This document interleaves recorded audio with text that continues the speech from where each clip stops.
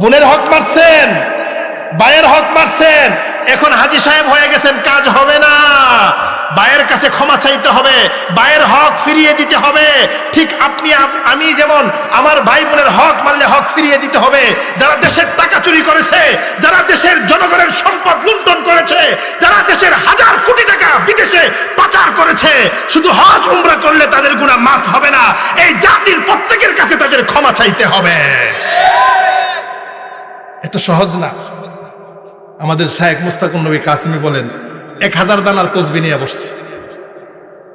আমাদের সাবেক প্রধানমন্ত্রী 1000 দানার তসবিহ নিয়েও যদি তওবা করে, হাজার হাজার মানুষকে গুম করা হয়েছে, হত্যা করা হয়েছে।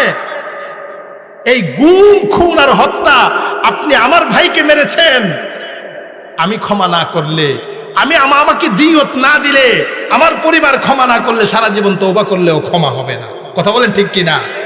এটা বান্দার হক, বান্দার হক আল্লাহ মাফ করবেন। বুঝে রাখেন, এই ব্যাপারে আমরা অনেক অসতর্ক। দুনিয়ার সামান্য একটু জীবনের জন্য ভাইয়ের হক মেরে দিচ্ছি, বোনের হক মেরে দিচ্ছি। আমাদের সমাজে তো দেখবেন যারা নারী অধিকার নিয়ে সবচেয়ে বেশি চিল্লাচিল্লি করে, নারী অধিকার চাই, নারীদের সমান অধিকার চাই, এদের খবর নিয়ে দেখবেন এরা বোনদের হক দিছে না। যত বড় বড় লিডার আছে, যত বড় বড় নেতা আছে, যত বড় বড় দল আছে, দেখবেন এরা ইউরোপ আমেরিকা এরা নারীদেরকে খুব প্রাধান্য দেয়। কিন্তু আমেরিকাতে জিন্দিগি তো নারী প্রধানমন্ত্রী হয়েছে না, নারী প্রেসিডেন্ট হয়েছে না, কিন্তু এরা শুধু নারীবাদী জগবে। আপনারা যারা আমাদের চাইতে বয়স বেশি, আমেরিকার প্রেসিডেন্ট কোন সময় নারী আপনারা নাম শুনছেন? এরা নারীবাদী চাপাই দিবে আমাদের উপরে। আমাদের মেয়েদেরকে বেপরদিগির জীবন যাপন করানোর জন্য, আমাদের সমাজকে নষ্ট করার জন্য তাদের চক্রান্ত চলতেছে। এই দেশে ইসলামিক জীবন ব্যবস্থাপনা, এই দেশের মানুষ কোরআনকে ভালোবাসে, ইসলামকে ভালোবাসে, নবীর সুন্নাহকে ভালোবাসে, এইগুলোকে নস্যাৎ করার জন্য, মুসলমানদের সংস্কৃতিকে ধ্বংস করার জন্য বিভিন্ন পায়তারা চলতেছে। এই সমস্ত মাদ্রাসাগুলো, যে সমস্ত মাদ্রাসাতে দ্বীন শেখানো হয়, যেখানে ইসলাম ধর্মের কালচার শেখানো হয়, এগুলোকে ধ্বংসার পায়তারা করতেছে। কিন্তু এটা মনে রাখবেন, যতদিন এই দেশে আলেম ওলামারা থাকবে, যতদিন এই দেশে মসজিদ মাদ্রাসা থাকবে, এই দেশের মুসলমান কোরআনকে ভালোবেসেই যাবে ইনশাআল্লাহ। পায়তারা চলতেছে, শিক্ষা ব্যবস্থা হিন্দুত্ববাদে ভরপুর হয়ে গিয়েছিল। আমাদের ইসলামিক বইয়ের মধ্যে হিন্দুদের গল্প ঢুকাই দিচ্ছে। শিক্ষা ব্যবস্থা ভারতের পুরাপুরি আমাদের দেশের শিক্ষা ব্যবস্থায় তাদের হিন্দুত্ববাদকে ঢুকিয়ে দেওয়া হয়েছে। তারা মনে করেছিল ভারতকে খুশি রাখতে পারলে আমরা চিরদিন থাকতে পারবো। আল্লাহ বলে, আমাকে খুশি না রাখলে কেউ থাকতে পারবে না। দুনিয়ার কোন শক্তি কাজে আসবে না। সকল বাহিনী তাদের পক্ষে ছিল, ভারত তাদের পক্ষে ছিল, সারা দুনিয়া তাদের পক্ষে ছিল।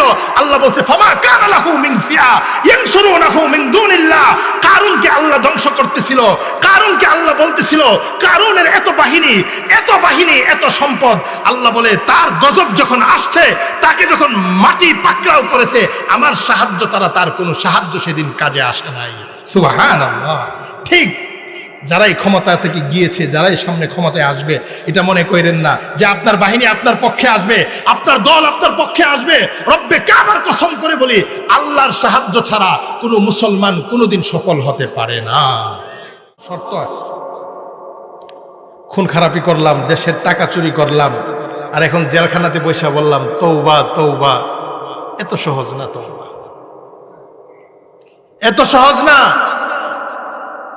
দেশের টাকা চুরি কইরা, দেশ থেকে পালাইয়া, এখন হজ কইরা, উমরা কইরা মুরব্বি হয়ে গেছে, আর মনে মনে তওবা করতেছে, তওবা করে ফেলছি, সব ক্ষমা হয়ে গেছে।